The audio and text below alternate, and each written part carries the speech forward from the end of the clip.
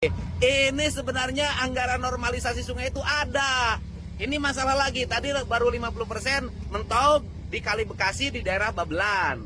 Ya kan, karena terkendala daerah yang dinormalisasinya berubah tanahnya menjadi hak milik. Betul Bapak. Ini ngerjain di mana lagi? Saya dihilirnya dari paket 6, sebelumnya paket 7. Paket 6, Ya, sebelumnya betul, paket daerah. 7. Betul Bapak. Terus? Itu pada pelaksanaannya progres sekarang saat ini hanya mentok di 11,6%.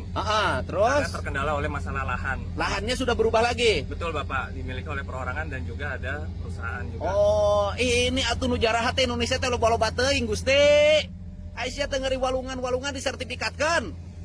Ini jadi kalau kemarin saya sampai nekat iuran ngumpulin 500 miliar, sebenarnya nggak mesti. Karena proyeknya sudah ada, tapi tidak berjalan. Dikarenakan daerah aliran sungai sepanjang Sungai Bekasi dan Sungai Cikeas, serta Sungai Cilengsi, tanahnya sudah bersertifikat. Untuk itu harus dituntaskan. Oke Pak, Siapa? jalan terus Pak.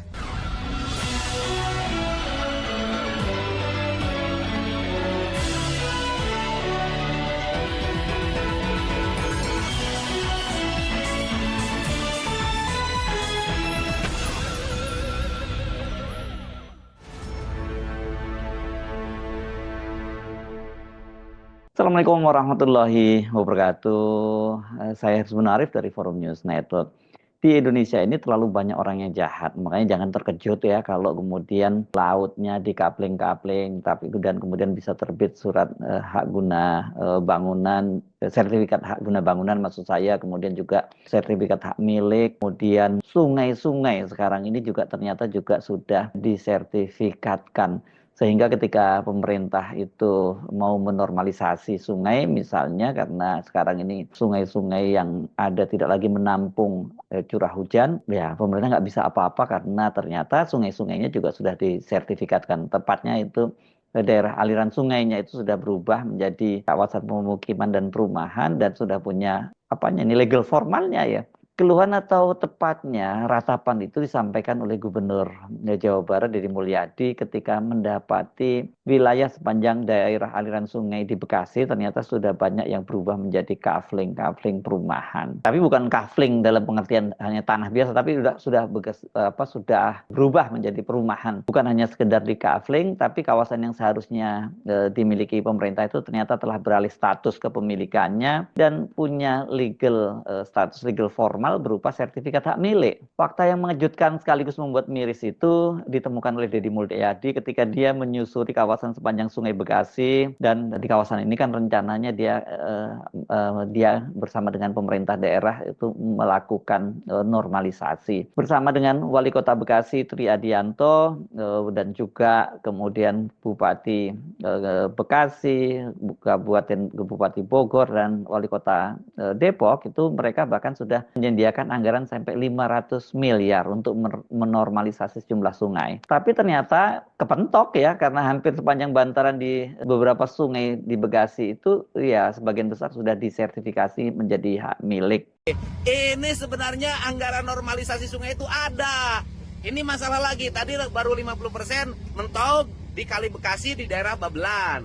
Ya kan, karena terkendala daerah yang dinormalisasinya berubah tanahnya menjadi hak milik. Betul Bapak. Ini ngerjain di mana lagi? Saya dihilirnya dari paket 6, sebelumnya paket 7. Paket 6, Ya, sebelumnya betul, paket daerah. 7. Betul Bapak. Terus? Itu pada pelaksanaannya progres sekarang saat ini hanya mentok di 11,6%. Terus? Karena terkendala oleh masalah lahan. Lahannya sudah berubah lagi? Betul Bapak, dimiliki oleh perorangan dan juga ada perusahaan juga. Oh, ini atuh nu jaraha teh Indonesia teh loba-loba teuing Gusti. Aisyah teh ngeri walungan-walungan disertifikatkan. Ini jadi kalau kemarin saya sampai nekat iuran ngumpulin 500 miliar, sebenarnya nggak mesti. Karena proyeknya sudah ada, tapi tidak berjalan. Dikarenakan daerah aliran sungai sepanjang Sungai Bekasi dan Sungai Cikeas, serta Sungai Cilengsi, tanahnya sudah bersertifikat. Untuk itu harus dituntaskan. Oke, Pak. Siapa? Jalan terus, Pak. Bukan hanya di Kali Bekasi, Deddy Mulyadi itu menemukan bahwa para pekerja dari Balai Besar wilayah sungai ini di Kementerian PU yang tidak bisa bekerja karena dia dapat laporan dari petugas BBWS, Balai Besar Wilayah Sungai Kementerian PU, bahwa kondisi yang sama itu juga ditemukan di sepanjang daerah aliran sungai Cilengsi dan Cikeas. Padahal kan 3 sungai inilah yang kemarin menjadi penyumbang banjir yang sangat besar yang sehingga membuat kawasan Bekasi itu porak-poranda. Ini saya lagi di Kali Bekasi. Tadinya mau berjalan sini, Pak. Kasih penjelasan. Bapak sini. Biar publik tahu apa sih masalah kita. Tadinya kita mau segera ke Sungai Cikeas. Sungai Bekasi, Pak. Enggak, tadinya rencananya mau ke Sungai Cikeas. Pertemuan dengan Sungai Cilengsi dan Bekasi. Pertemuan dengan Sungai Bekasi, ya kan, alat itu. Tetapi alat itu tidak bisa berjalan ke sana. Karena bibir Sungai Cikeasnya, daerah aliran sungainya sudah bersertifikat dan sudah ganti jadi rumah. Iya, Pak. Sehingga pelebaran sungai tidak bisa dilakukan. Iya, Pak. Ya kan, tidak Iya, bisa Pak, dilakukan karena sudah berubah jadi pemukiman. Nah, kalau saya nggak ada urusan.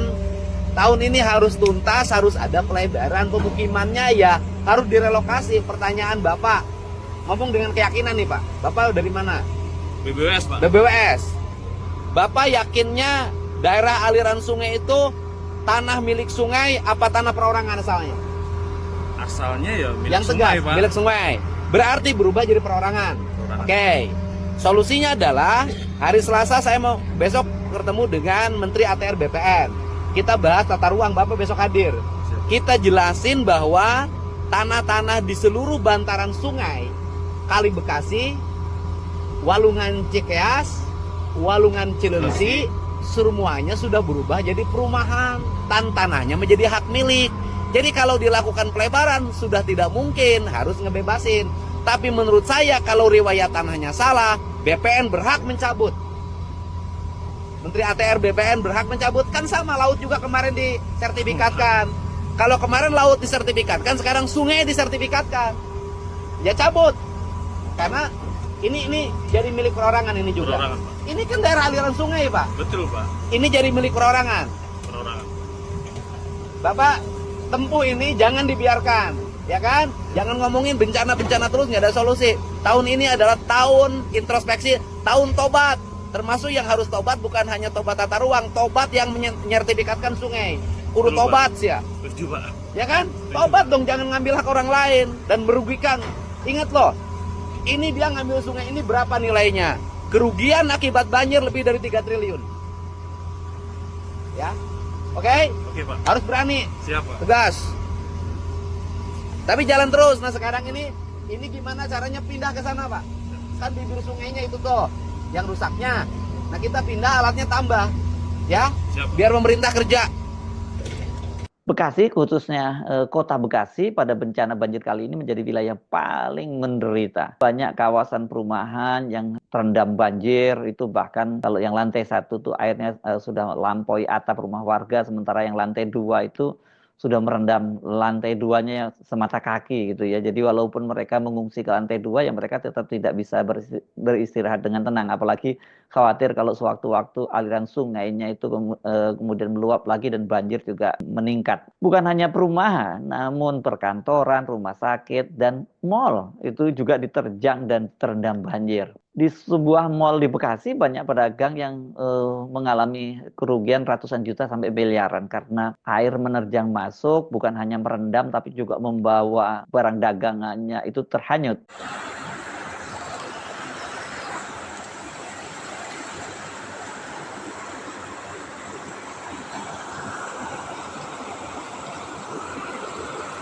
Gampang air telah mendekati bibir daripada jembatan kereta api yang kita lihat petugas pada bersiaga.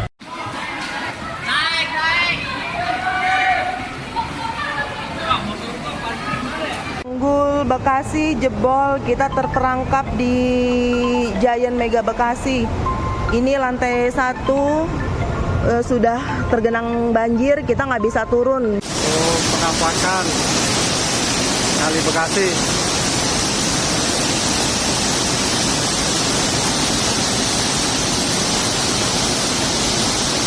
Selain Bekasi, banjir juga sebenarnya melanda kawasan Jabodetabek, ya, Jakarta, Bogor, Depok, Tangerang, dan Bekasi. Bekasi yang ini tentu maksudnya Bekasi Kabupaten ya, sementara kotanya yang paling parah itu ya. Untuk tahun ini memang luar biasa dan mengingatkan mereka itu pada banjir tahun 2020 juga yang luar biasa. Nah, untuk sementara untuk kawasan di Jakarta, Jabodetabek ini aja kerugiannya itu bisa mencapai 3 triliun rupiah. Selain karena daerah aliran sungai yang diokupasi warga, banjir juga disebabkan banyaknya penggundulan hutan di kawasan puncak yang berubah menjadi tempat wisata. Beberapa bangunan di puncak termasuk tempat wisata milik BUMD Provinsi Jabar yang melanggar disegel oleh Deddy Mulyadi, bahkan kemudian dirobohkan. Tadi kan saya sebut bahwa mereka ini ya 5 entitas ini ya, karena 4 kota dan kabupaten, Kabupaten Bekasi, Kabupaten Bogor, kemudian Kota Bekasi, Kota Depok, dan Pemprov Jawa Barat itu kan sudah sepakat mereka patungan lah nih, dananya tadi sudah mencapai 500 miliar, dan tadi rupanya Kang Deddy itu merasa pede gitu ya, dengan modal 500 miliar bisalah untuk melakukan normalisasi di daerah aliran sepanjang sungai. Tapi ternyata duit sebesar itu nggak cukup ya. Karena mereka ini harus juga membayar ganti rugi lahan di daerah aliran sungai yang notabene milik pemerintah yang diserobot oleh pengembang dan warga. Karena mereka sudah punya sertifikat gitu ya. Karena itulah Deddy Mulyadi dia akan menghadap Menteri ATR Nusron Wahid untuk membicarakan soal ini supaya dapat jalan keluar lah, karena seperti halnya pagar laut di pantai utara Tangerang dan juga di Bekasi yang dibereskan juga oleh Nusron. Tetapi masalahnya ini Demul ini yakini bahwa bukan hanya di kawasan Bekasi lahan sepanjang aliran sungai yang sudah bersertifikat itu, tapi kata dia di semua wilayah Jawa Barat itu dia hakul yakin itu sudah disertifikat. Bahkan ini Demol itu berani bertaruh, itu telah terjadi. Saya kira kesimpulan Deddy Mulyadi ini tidak berlebihan, karena melihat tadi ya, faktanya ada laut aja bisa dikapling-kapling, ada SHGB dan SHM-nya, apalagi sungai pasti jauh lebih lebih awal ini diokupasi oleh mereka. Karena itu ya wajar kalau kemudian Deddy Mulyadi itu sampai meratap, ini meratapnya kepada Allah, tapi pakai bahasa Sunda tadi ya. Ya makanya Duh Gusti itu ya, karena terlalu banyak orang jahat di Indonesia ini. Saya kira ya banyak, tapi tetap saja kita meyakini sesungguhnya jumlah orang jahat itu tidak sebanyak orang yang baik. Tapi masalahnya, ini yang jadi masalah kenapa kemudian Indonesia betul-betul terjadi kerusakan di mana-mana. Ini yang di dalam Al-Quran juga disebutkan terjadi kerusakan di muka bumi. Itu kan ketika manusia diciptakan pada waktu itu kan malaikat dan iblis juga memprotes ya, karena ini nanti para manusia itu akan membuat kerusakan di muka bumi. Beda dengan malaikat yang selalu memuji dan bertasbih kepada Allah ya. Kalau manusia itu memang bawaannya memang lebih jahat dari binatang gitu, karena kalau binatang itu dia misalnya dia membunuh ya itu cuma nalurinya untuk memenuhi kebutuhan makan. Kalau manusia ini kan nggak ada kenyangnya ya. Jadi mereka ini yang di Indonesia itu yang disebut banyak tadi itu, yang banyak yang jahat itu adalah mereka-mereka yang punya modal besar dan kemudian di backup oleh penguasa, atau banyak penguasa yang menghamba kepada para pemilik modal. Buzzer-buzzer sekarang ini juga banyak yang menghamba pada pemilik modal. Orang-orang yang disebut kiai juga banyak seperti itu ya, melihat duit matanya silau dan tunduk-tunduk di depan para pemilik modal itu. Dalam situasi semacam ini, saya teringat sebuah kata-kata bijak. Ini banyak yang menisbahkannya atau menyebutkan bahwa ini pernyataan dari sahabat Nabi. Jadi bukan hadis ya, sahabat dan sekaligus sepupu dari Nabi Muhammad, Ali bin Abi Thalib. Tapi ada juga yang menyatakan itu bukan Ali bin Abi Thalib. Tapi lepas siapapun itu, seperti yang dikatakan Ali bin Abi Thalib itu, kalau kebenaran itu walaupun itu muncul datangnya dari mulut buaya ya itu tetap kebenaran. Nah, apa sih kata-kata bijak itu yang sering disebut bahwa ini adalah ucapan dari Ali bin Abi Thalib, bahwa kezaliman itu atau kejahatan itu akan terus ada, tapi zalim itu levelnya lebih tinggi dari kejahatan ya, bukan karena banyaknya orang-orang yang jahat, tapi karena diamnya orang-orang yang baik.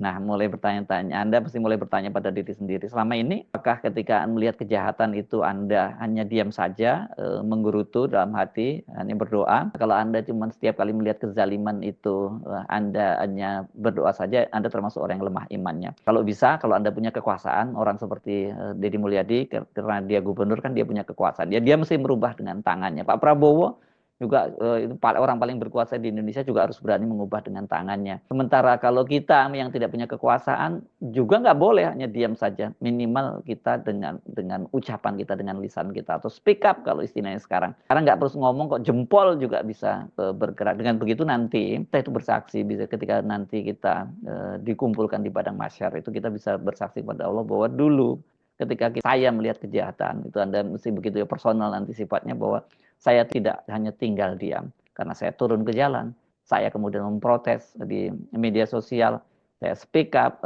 saya membuat petisi-petisi, dan apapun yang Anda bisa lakukan, pokoknya yang paling penting jangan hanya diam, karena kalau Anda tetap diam maka orang jahat itu ya akan semakin banyak dan mereka bisa merajalela. Saya Arsuna Arif dari Forum News Network, sampai jumpa lagi. Wassalamualaikum warahmatullahi wabarakatuh.